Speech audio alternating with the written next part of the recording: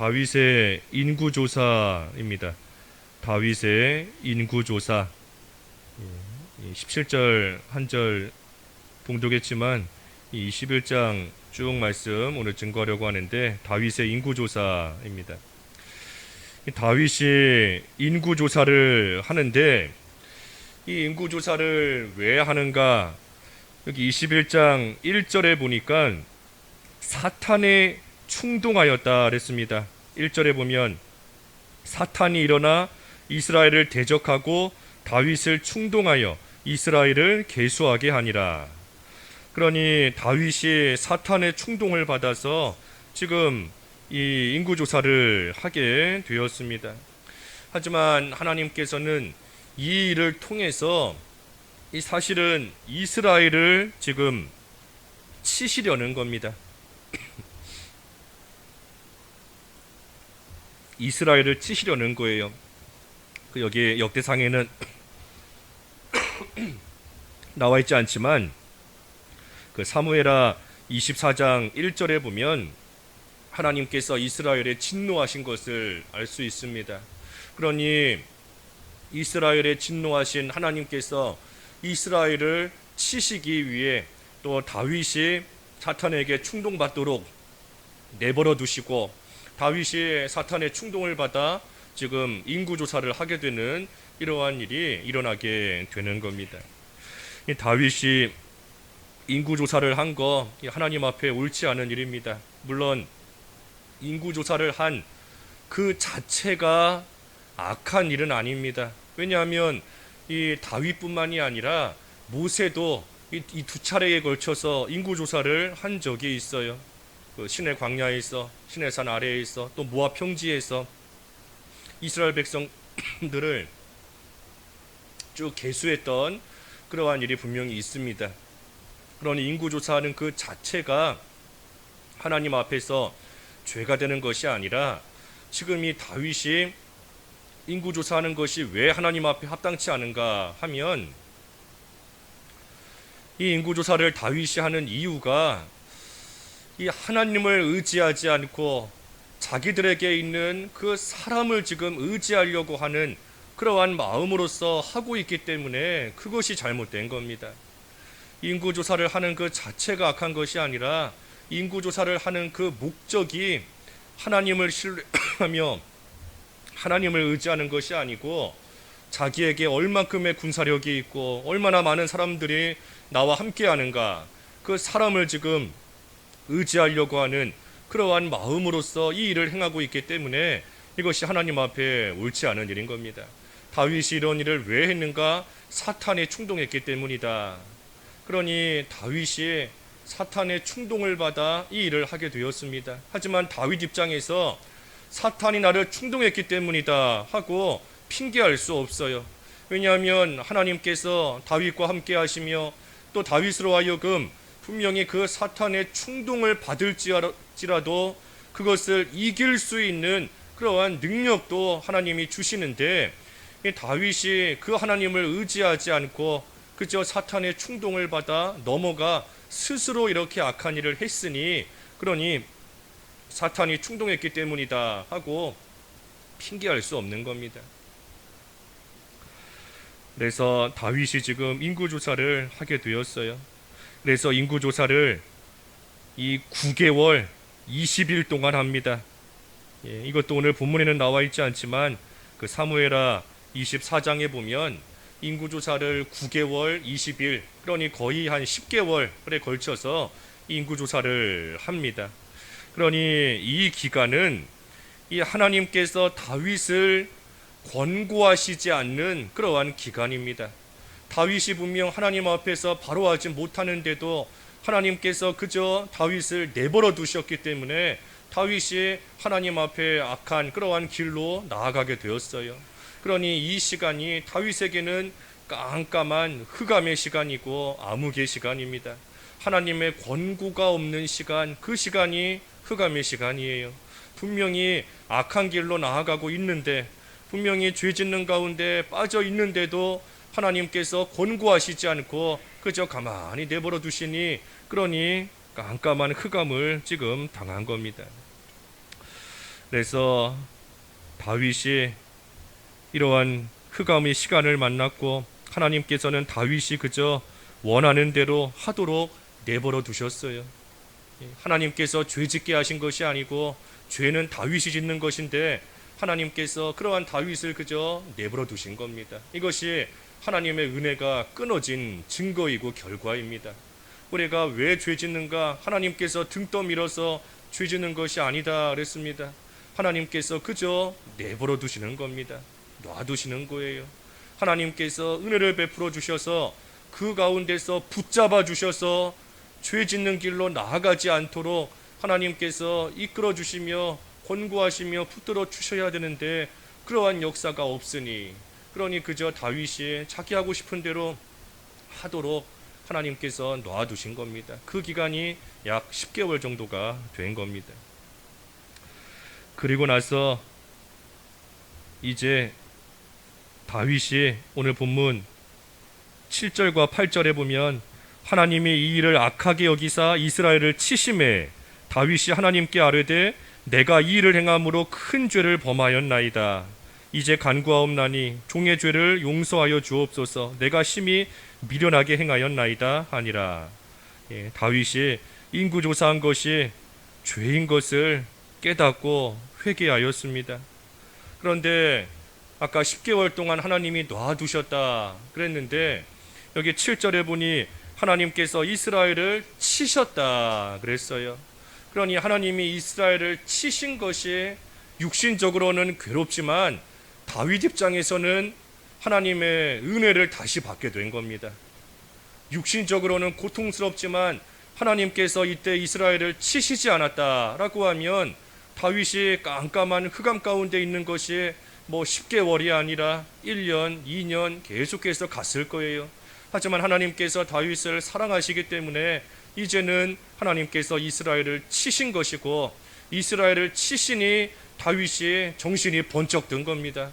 그래서 내가 악한 일을 행했구나, 하나님 앞에 큰 죄를 지었구나 하는 것을 깨닫고 자신의 죄를 하나님 앞에 고백하며 종의 죄를 용서하여 주옵소서, 내가 미련하게 행하였나이다 하며 하나님 앞에 회개하는 겁니다. 그때 하나님께서 갓 선지자를 통해서 이 다윗에게 3가지 재앙을 말씀하십니다. 그리고 하나를 택하라 하고 말씀하세요. 3가지 재앙은 하나는 7년 동안 기근이 드는 것. 7년 동안 기근이 든다 하는 것은 하나님께서 이 자연을 통해서 징계하시는 겁니다. 기근이 든다, 자연을 통해서 징계하시는 거예요. 또 2번째는 이 대적에게 쫓겨서 도망 다니게 된다. 대적에게 쫓겨서 도망 다니게 된다. 이거는 사람을 통해서 하나님께서 징계하시는 겁니다. 사람에게 쫓겨서 도망 다니니 사람을 통한 징계인 겁니다. 그리고 3번째는 전염병. 7년 동안 전염병이 들 것이다. 이 전염병이 들게 하신다 하는 것은 하나님께서 직접 징계하신다는 겁니다. 하나님께서 치신다는 거예요. 그러니 기근을 택할 것인가, 아니면 대적에게 쫓겨다니는 것을 택할 것인가, 아니면 전염병을 택할 것인가, 셋 중에 하나를 택해라 하고 말씀하시는 것인데, 바꿔 말하면 자연을 통한 징계를 받겠는가, 사람에 의한 징계를 받겠는가, 아니면 하나님께서 직접 치시는 그러한 징계를 받겠는가 하고 다윗에게 말씀하시는 겁니다. 그때 다윗이 내가 하나님의 손에 넘겨지기 원합니다. 하나님께서 나를 직접 치시는 것이, 하나님의 손에 내가 직접 빠지는 것이 그것이 낫겠습니다 하며 전염병을 택합니다. 그러니 사흘 동안 전염병이지요. 사흘 동안 전염병. 그래서 사흘 동안의 전염병을 택하고, 그러니 그 사흘 동안의 전염병을 통해 오늘 본문 14절에 보니 7만 명, 7만 명이 죽습니다. 7만 명이 죽어요. 이스라엘. 이 7만 명이 죽었는데 이 7만 명 입장에서는 억울하게 죽은 거 아닌가 하는 생각이 들 수 있지만 그렇지 않습니다. 지금 다윗이 인구조사를 한 악한 일로 인하여 이스라엘 7만 명이 죽었는데 그 7만 명의 사람은 다윗의 죄 때문에 괜히 죽은 거 아닌가 하고 생각도 들 수 있지만 그것이 아니라는 거예요. 왜냐하면 오늘 서두에서 증거한 것처럼 하나님께서 이스라엘에 진노하셨기 때문에, 하나님께서 이스라엘을 지금 치시기 위해서 또 다윗이 악한 길 가도록 내버려 두신 것이고, 그 다윗의 악한 모습을 통해서 하나님께서는 이스라엘을 지금 또한 치시는 겁니다. 그러니 악한 길로 나아간 다윗이지만, 물론 다윗이 악한 길로 갔습니다. 하나님 앞에 바로 되지 못한 거예요. 하지만 하나님께서는 그 일을 통해 이스라엘을 치시는 하나님의 뜻을 또 하나님께서는 이루신 겁니다. 그러니 우리가 뭐 악한 일, 잘못한 일, 죄 짓는 일, 또 죄 짓는 사람, 그거 하나만 보면 안 됩니다. 이러한 일이 왜 일어나게 하시고 이런 일을 왜 당하게 하시는가? 하나님께서 분명히 이루어 가시는 뜻이 있기 때문인 겁니다. 그 뜻이 때로는 하나님께서 모든 것을 바로 세우기 위한 그러한 하나님의 뜻일 수도 있는 것이고, 또 오늘 본문처럼 이스라엘이 악한 길로 나아가니 하나님께서 이스라엘을 또한 치시려는 것이 하나님의 뜻일 수도 있는 겁니다. 무엇이 하나님의 뜻일런지 우리가 알 수는 없지만 분명히 하나님께서 이루어 가시는 하나님의 뜻이 있는 줄을 알고, 우리가 그저 눈앞에 보이는 그러한 사건 하나, 눈에 보이는 사람 한 사람, 그것만 바라보며 우리가 낙심해서도 안 되고, 우리가 일희일비에 빠지면 안 되는 겁니다. 하나님께서 아무 뜻 없이, 아무 이유 없이 하나님께서 일어나게 하시는 일이 없는 겁니다. 그래서 이러한 일을 당하니 오늘 17절에 다윗이 하나님께 엎드려서 아뢰는 겁니다. 백성을 계수하게 한 자가 내가 아니니까, 범죄하고 악을 행한 자는 곧 나이니이다. 이 양떼는 무엇을 행하였나이까? 청하건대 나의 하나님 여호와여, 주의 손으로 나와 내 아버지의 집을 치시고 주의 백성에게 재앙을 내리지 마옵소서 하니라. 이 다윗이 하나님 앞에 진정으로 회개하는 겁니다. 진정으로 회개한 거예요. 그러니 이 모든 일들이 나 때문에 된 겁니다. 모든 것이 나 때문입니다 하면서 그 책임을 자기가 지는 겁니다. 백성을 계수하게 한 자가 내가 아닙니까? 악을 행한 자는 나입니다. 이 양떼는 잘못이 없습니다. 이 양떼가 무엇을 행하였습니까? 그러니 하나님 여호와여, 나와 내 아버지의 집을 치시고 주의 백성은 재앙을 내리지 마십시오, 마옵소서 하면서 다윗이 자기가 책임을 지고 자기가 지은 죄 때문에 이렇게 된 줄을 알고, 이 백성들 잘못한 것이 없는데 백성들은 하나님 용서해 주십시오, 나를 치십시오, 나를 치시고 내 집을 치십시오 하면서 다윗이 나아가는데, 이것이 다윗이 진정으로 회개한 모습인 겁니다. 진정으로 회개하면 자기가 책임을 지는 거예요. 나 때문에 이렇게 되었고, 실제로 다윗이 하나님 앞에 악한 일을 했기 때문에 또 이런 일이 생긴 거지 않습니까? 그것을 다윗이 진정으로 깨달았다. 다시 말하면 그 일을 진정으로 다윗이 지금 회개하고 나아가는 겁니다. 그리고 나서 다윗이 이후에 어떻게 하는가? 이 뒤에 쭉 오늘 말씀을 보면 그 오른 안의 타작마당을 다윗이 돈을 주고 삽니다. 그리고 그 오른 안의 타작마당에서 하나님 앞에 번제와 화목제를 드립니다. 그러니 하나님께서 그때 그 제사를 받으시고 하나님께서 이 재앙 가운데서 이스라엘을 건져주시는 그러한 은혜를 베풀어 주십니다. 번제와 화목제를 드렸어요. 번제는 죄의 용서를 위해서 드리는 제사고, 화목제는 하나님과 다시금 관계를 화목하게 하기 위해서, 하나님과 쉽게 말하면 화해하기 위해서 드리는 제사가 이 화목제예요. 그러니 다윗이 번제와 화목제를 드렸다. 하나님 앞에 자기의 죄를 용서를 구하며 하나님 앞에 제사하는 것이고, 하나님과 멀어졌던 그 관계를 다시금 회복하기를 원하면서 또 화목제를 하나님 앞에 드린 겁니다.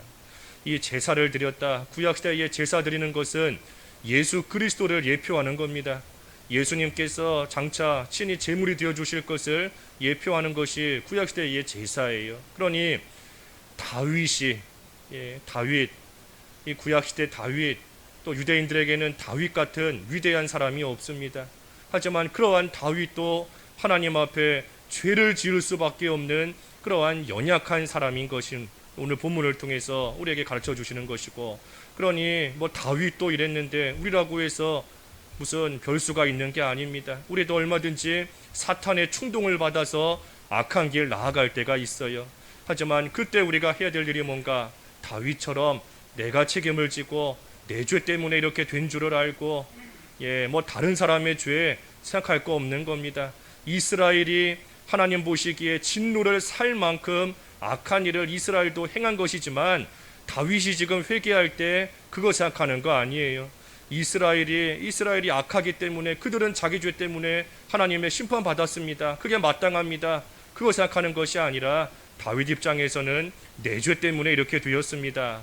내가 악을 행했기 때문에 이러한 일이 이스라엘에 일어나게 된 것입니다 하면서 자기가 자기 죄에 대한 책임을 지는 것, 그것이 진정으로 회개하는 모습인 것이고, 더 나아가서 제사하는 생활, 다시 말해 예수 그리스도의 그 보혈의 공로, 십자가의 공로를 의지하면서 하나님 앞에 나아갈 때에 우리 하나님께서 그것을 받으시고 우리 하나님께서 다시금 재앙을 면해 주시고 회복시켜 주시는 그러한 은혜가 또 있게 되는 겁니다. 그래서 오늘 다윗이 자기가 책임을 지고 하나님 앞에 회개하는 모습 우리가 잘 기억하며 우리도 그러한 모습으로 나아가고 또 예수 그리스도 의지하면서 우리의 죄를 회개해야 돼요. 다윗이라고 해서 별거 없습니다. 우리도 마찬가지예요. 아무리 위대한 사람이다, 사람 눈에 보일 때 아무리 의롭고 사람 눈에 보일 때 아무리 대단한 사람이다 할지라도 예수님 붙잡지 못하면 다 똑같은 죄인인 겁니다. 그러니 우리도 오늘 하루 예수 그리스도를 굳게 붙잡고 하나님 앞에서 합당한 모습으로 나아가되 내가 내 죄에 대해서 하나님 앞에 통하는 심정으로 꼬꾸라져서 하나님의 은혜를 구하는 그러한 하루 되어야 되겠습니다. 기도하겠습니다. 하나님 아버지, 다윗이 사탄의 충동을 받아 인구조사를 행하는 악한 모습으로 나아갔고 하나님께서 그때 이스라엘을 치심으로 다윗이 깨닫고 하나님 앞에 엎드려져 회개하였습니다. 회개하되 내가 하나님 앞에 악을 행하였고 내가 하나님 앞에 죄를 지었습니다 하는 것을 고백하며 하나님 앞에 철저히 회개하였고 또 하나님 앞에 번제와 화목제를 드리며 하나님 앞에 죄 용서를 구하고 하나님과 깨어진 그 관계를 다시 회복하기를 원하며 또 나아갔을 때 우리 하나님께서 다윗을 또 이스라엘을 그 하나님의 심판 가운데서 건져주셨다 하였습니다.